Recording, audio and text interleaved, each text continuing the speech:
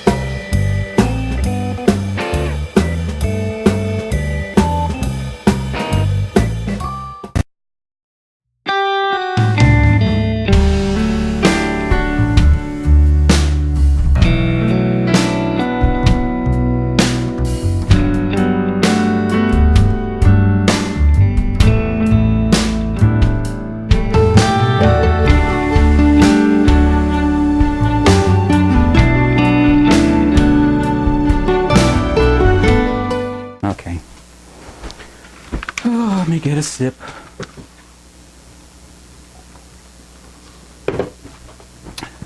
These lights are up way too bright. These lights are always too bright. Okay. Jimmy should. No, it's fine. Oh, well, yeah.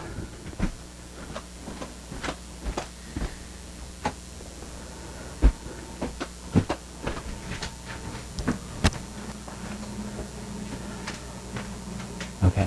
1, 2, 3. Welcome, Family History Project magazine for October 2019. This is our Halloween spooktacular. Boo. Boo. We have a really different show for you today. We're going to be doing, instead of all the little segments, we're going to be doing kind of a whole show based on the darker side of the family tree. We're doing just a few of the stories. There are many more.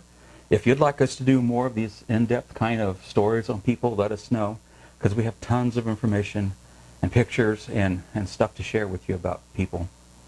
The interesting thing about today's show is the people that we're going to be discussing today, for the most part, come from one side of the family tree, and that would be the Simmons family. The Simmons side. So if you're related to Charles Estill Simmons, this show's for you. Welcome to our October Spooktacular. And more of people that met their untimely deaths. Yes. And the different things that they did or what happened to them. We're all about the dark side this month. So who's our first victim tonight, Michael?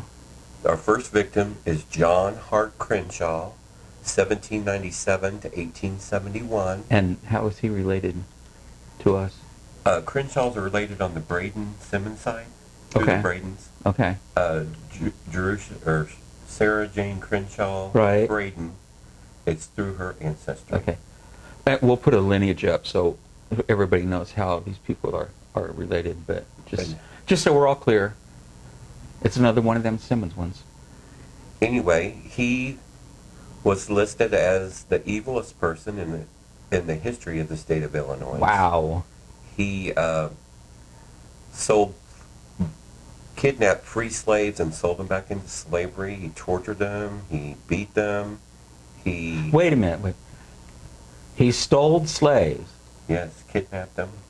And then resold them back into back slavery. into. Oh my God! So it was actually a reverse Underground Railroad. Oh my God! He was doing that to sell them to make money, and he also was up in the attic.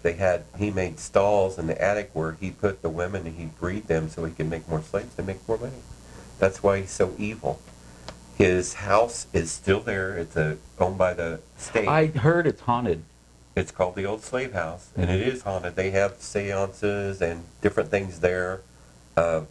It's closed most of the time, but it's open on certain occasions. So our October event's going to be at the slave house, y'all.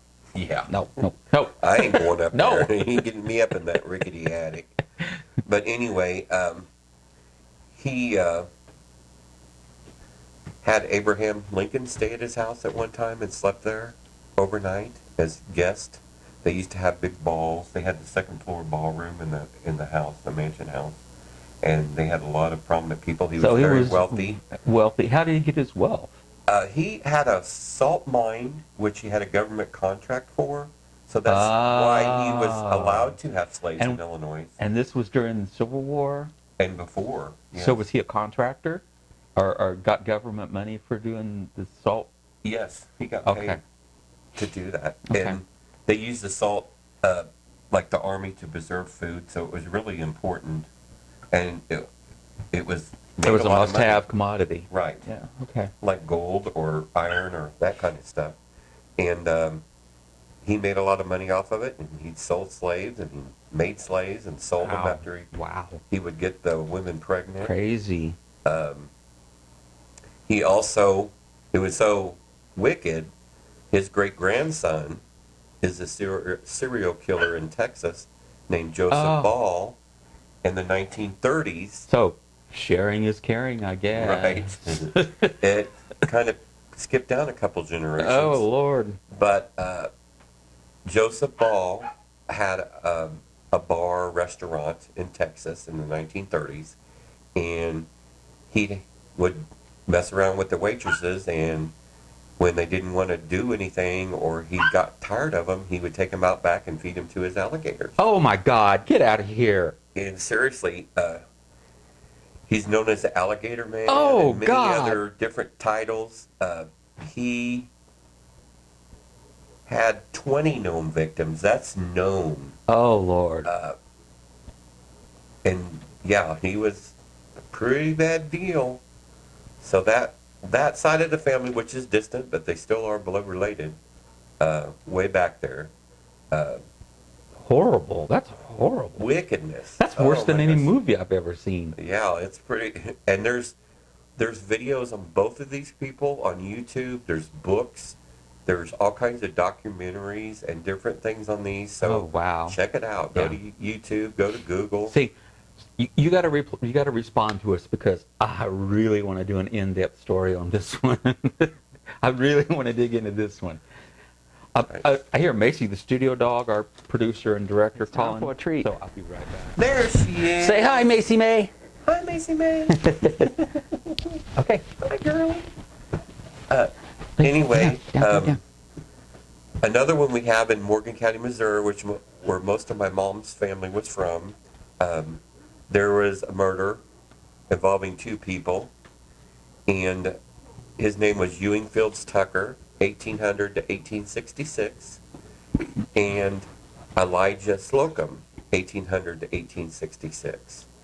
And they both died the same year? They both died a day apart of each other. Oh, wow. And so I'll tell you the story, about a little bit of the story. Do tell. Ewing Fields Tucker married Esther Harriet Lefevre, and she was 1823 to before 1880. Her husband Ewing was a Confederate soldier during the Civil War, and he went to war and he was gone for many years. They thought he had died because they didn't hear any word, or he never showed up. So she remarried to Elijah Slocum and had a kid, a daughter named Harriet Slocum, and her first husband comes back from the dead, evidently. Oh, God. I had that. He come back, so she went back with her first husband. and stayed with him for a little while, but he was so mean to her that she left him and she went back to Elijah Slocum. Well, Ewing Fields Tucker was outraged about Not it. having it. So he went and to Elijah Slocum's house and shot him dead and threatened to kill his wife also. So she left and went to the neighboring farm, and that just happened to be the constable or sheriff from Morgan County. And she went and got him, and he rounded up people, and they tracked him down with his footprints. They knew, went right immediately, found him, and it was getting late in the evening, so that the sheriff kept him at his house. Well, late that night, or really early that morning, a lynch mob come, and they broke down the sheriff's door. He tried to stop it. He couldn't stop them. 15 to 20 men or more is what the newspaper article says. And they took him out and shot him for him killing Elijah Slocum in or about the same exact place that he killed Elijah Slocum the day earlier. So they died a day apart. And Elijah Slocum, I think, knew something was going to happen because he left a will, and he left his property to Harriet and his daughter. Yeah. And he was married previous, but his wife had died, and he left land and money to those daughters in Mississippi because that's where he lived before he came to Missouri. But it's a really interesting article, and it was one of the only recorded lynch mobs in Morgan County during the Civil War or any time frame. It's in a book about Missouri lynchings from like early 1800s through the late 1980s. Wow. So there were some that are actually pretty late. But anyway, it's an interesting book. We'll put up this source information for it. There's also two others I'll discuss. They didn't do anything themselves. They were actually murdered, and they were family members. One of them is my second great-grandfather, Heinrich Justice Gerlt. During the Civil War, he was a German. Bushwhackers came and strung him up and hung him. He was too. But his wife, Mahalia Jane Kaufman Gerlt, came along in time and cut him down and saved him. And when they found out he was still alive, they come back and they hung him again and then shot him while he was hanging to make sure he was dead. Now, just as a side note, the trunk that we have here with us, this was Heinrichs, right? Yes. Okay, so yeah, the trunk we have with us here was Heinrichs, that he, when he came from Germany to America, brought his stuff in. So, go ahead, I'm sorry. Okay, and so during this time, Mahalia Jane Kaufman Gerlt hid her youngest son, Jacob Benjamin Gerlt, which is my great-grandfather, or our great-grandfather, under a large cast iron cauldron Yeah. that they used to make soap in, because they would have killed any male child during the Civil War. The other kids were old enough they could hide themselves out in the field or out away from the house. And so the guy that actually was in on it was Francis Marion Mentier and some of the Davenport boys, which were neighbors, which were known Confederates and bushwhackers. And they went around while the husbands was out fighting the war, the Civil War, they go around to the farm robbing people and killing them and stealing whatever they want or doing whatever they want. So we do have documentation. It's amazing how all these stories of the Civil War that you read about in high school or seen, how close that hits home. Right. And they killed many Germans in and around Morgan County, Benton County, Cole Camp. Cole Camp, absolutely, yeah. they just killed them, robbed them, killed them, Yeah. did whatever they want. Yeah. So there's a lot of stories about that with documentation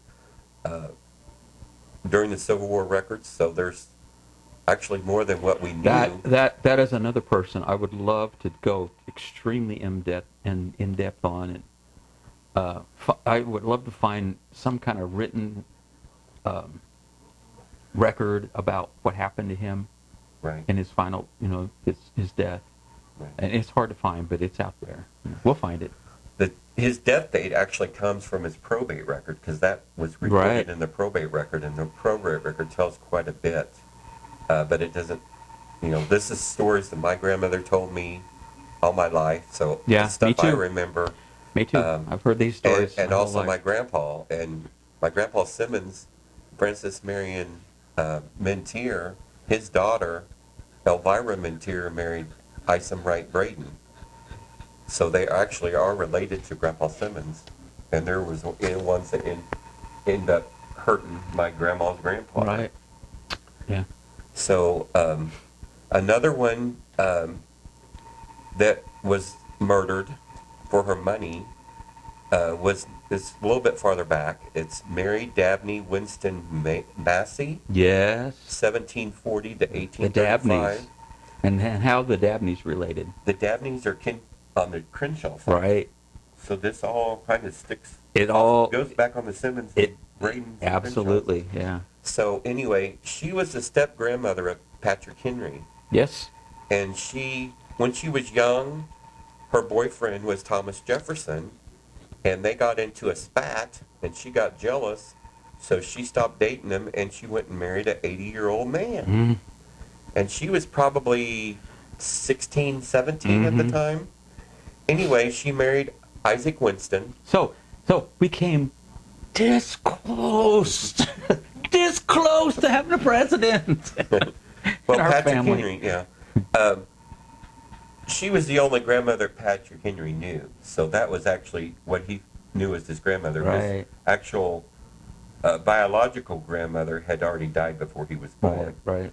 But Which was common. right.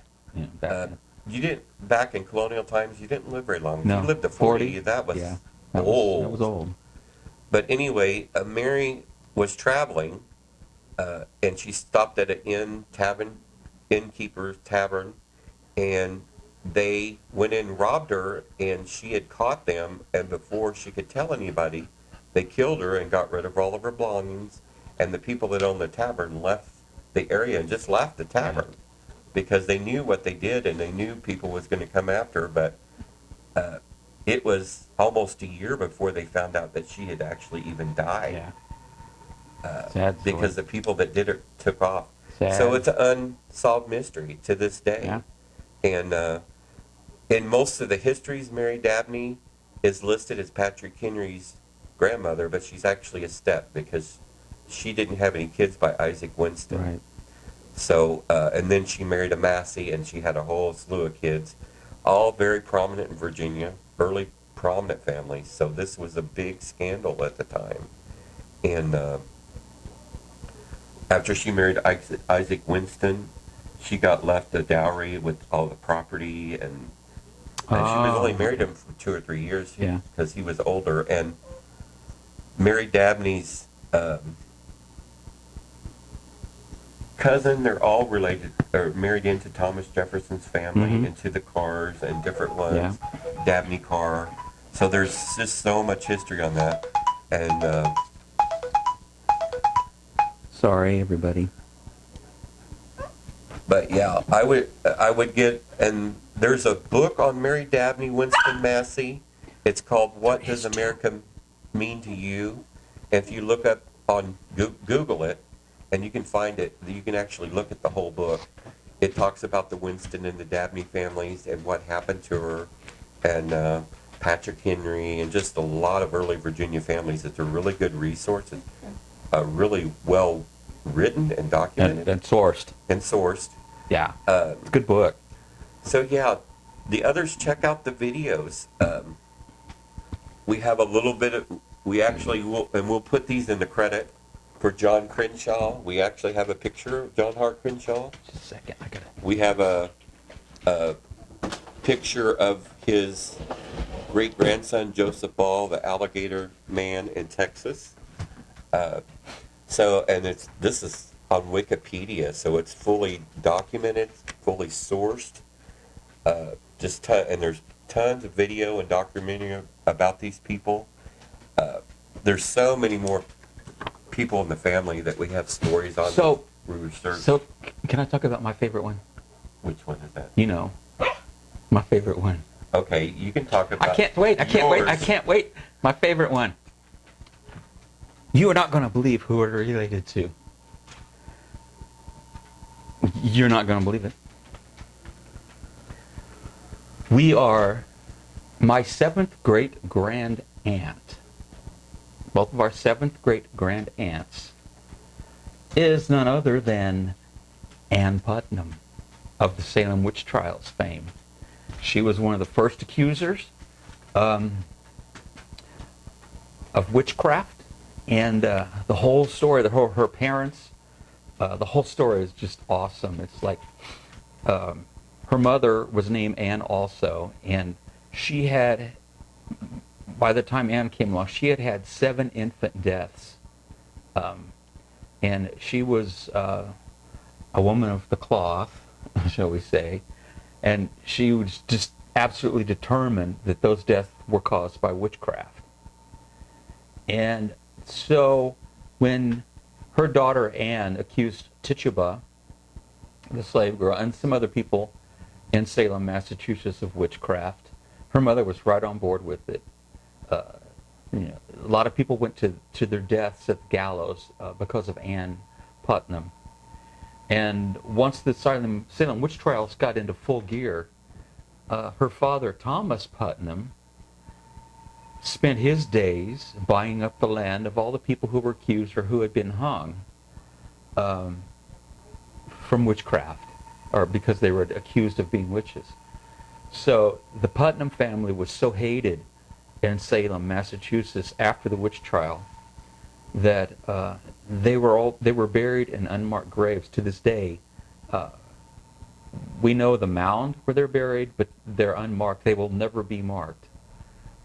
Anne, shortly before her death, finally confessed that it was all crap that she made up, and she wanted to go to her death with a clean conscience.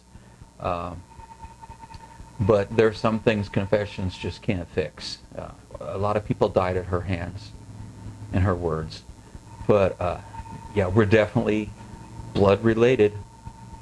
Thomas and Ann Putnam were my 8th great grandparents.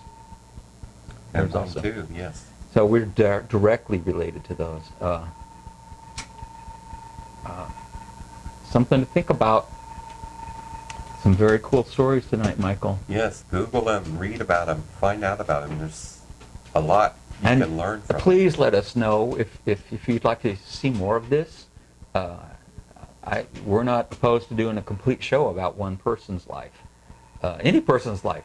Suggest somebody. If there's a family rumor you've heard and you would like to know about, let us know. We'll dedicate however long we need to dedicate to it, to either proving or disproving. This is one of the best genealogy researchers in the Midwest, so when I tell him to go, well, we won't say what he tells me, but he tells me things. Am I right? Yes. So, that wraps it up for the Family History Project magazine, October 2019. Spooktacular. And we'll be giving you updates on our get-together. Yes, we'll be finalize the dates and stuff. And absolutely. We'll post that. Absolutely. So, and next month is Turkey Day. We're gonna if you have another ancestor that did something or something happened to him, let us know, please. Post it. Let us know about it. Please. Yeah. It's all part of us, the good and the bad. We have to take them both together. There are elements that we're not proud of, and there are a lot of elements that we're extremely proud of. But it's all good. It's all family. It's all blood. That's what we do. here. We find the truth, and the truth will set us free. Mm-hmm. Signing off Next time. The genealogy guys. Love you. Happy October. Bye. There you go.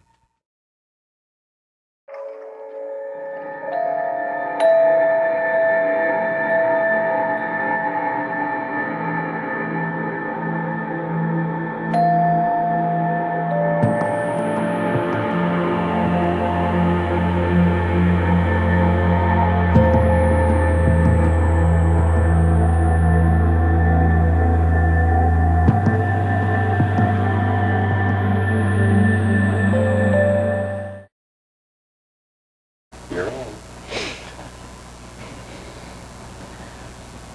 Hello. Welcome.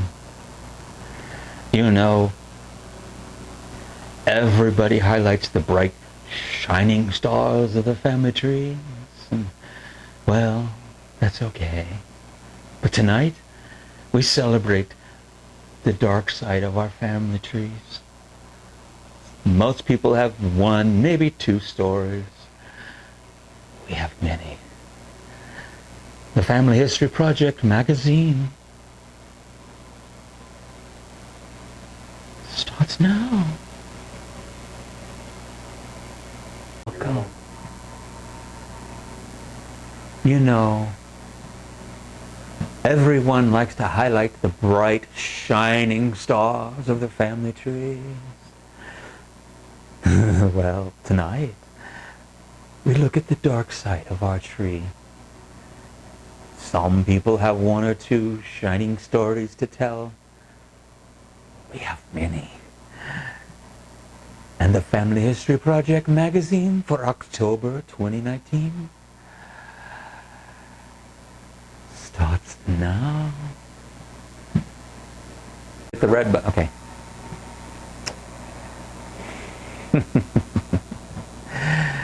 Hello. Welcome. You know, everyone likes to highlight the bright, shining stars of this family tree. Well, tonight, we're going to look at the dark side of our tree. You know, some family trees have one or two stories. Our tree has many. And the Family History Project magazine starts now. Okay, I see it.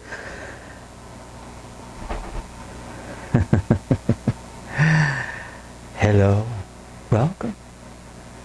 You know, everyone highlights the bright, shining stars of their family trees.